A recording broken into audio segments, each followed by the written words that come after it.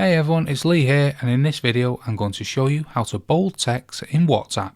It's super quick and easy, so let's dive right into it. To get started, let's just open up WhatsApp and choose any conversation you want.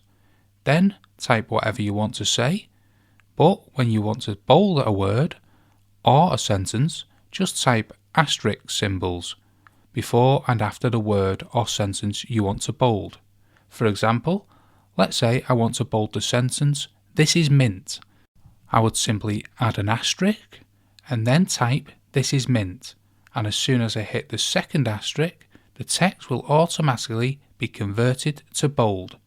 The best part is that when you hit the send, WhatsApp automatically removes the asterisks, leaving you just with the bold text. It's that simple. So that's all there is to it. I hope this video helped you learn how to bold text in WhatsApp. And thanks for watching, and I'll see you in the next one.